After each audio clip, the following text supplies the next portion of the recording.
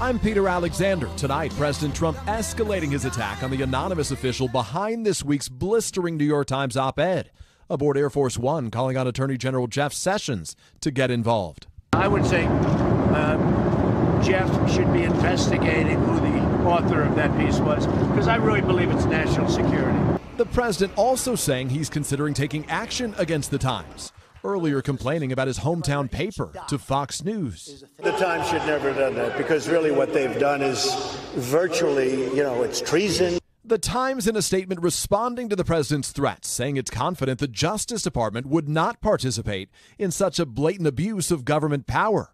President Obama weighing in too. It should not be a partisan issue to say that we do not pressure the Attorney General or the FBI to use the criminal justice system as a cudgel to punish our political opponents.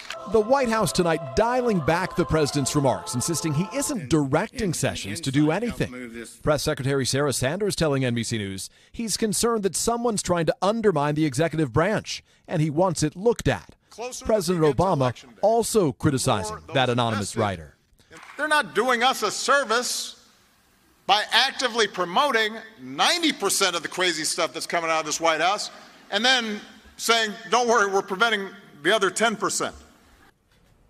Tonight we asked, and White House officials couldn't identify any law that the author or the New York Times had broken. Hey, NBC News fans, thanks for checking out our YouTube channel. Subscribe by clicking on that button down here, and click on any of the videos over here to watch the latest interviews, show highlights, and digital exclusives. Thanks for watching.